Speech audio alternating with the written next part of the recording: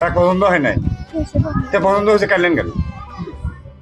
কাটার উদ্দেশ্যটা কি? কোথাও আপনার কি কোথাও রিলেশন আছে নাকি? তা আমি ওর গার্ডিয়ানকে স্পর্শ করি, মানে হাত সরিয়ে নেয় আমার কাছ থেকে। সে তো বললো বাড়ি থেকে ব্লেড কিনে নিয়ে এসছে, এটা জানতেন না? তাহলে না না শুক্রবার সামাজিকভাবে নজরুল ইসলামের সাথে ধুমধাম করে বিয়ে হয় মোর্শেদা আক্তারের। এরপর রাতেই নববধূকে আনন্দ উল্লাসে বাড়ি তোলেন। সেখানে সাজানো বাসরঘরে অবস্থান করেন তারা।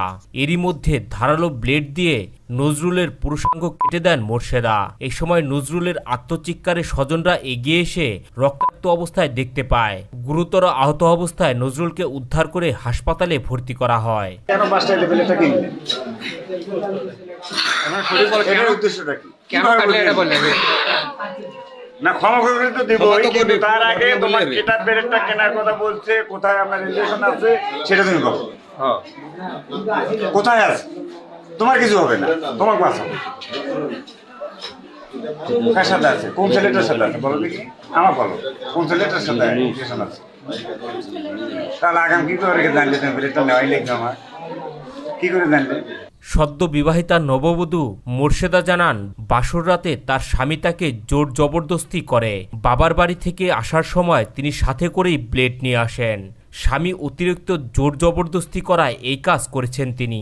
তার পছন্দ হয় নাই। তা পছন্দ হয়েছে কাটলেন কেন?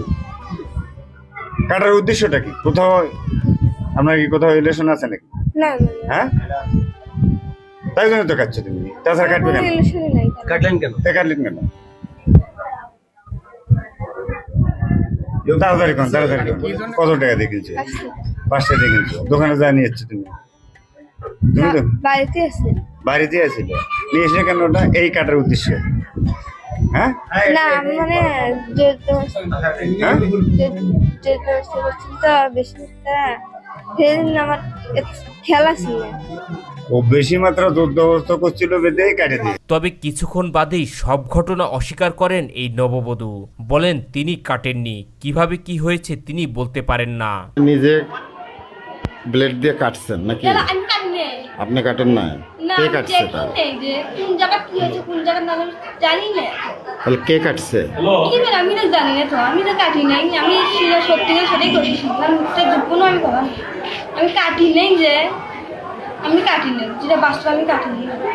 আমি আমার শরীর চলে না, আমি ইয়াও করবো তখন ইয়াও একটা ভয় আছে না মনের মধ্যে। এদিকে হাসপাতালের বেডে শুয়ে স্বামী নজরুল ইসলাম জানান, বাসর রাতে তার স্ত্রীর শরীরে সে কয়েকবার হাত দেয়। এতে স্ত্রী অসম্মতি জানালে তিনি আর জোর জবরদস্তি করেননি।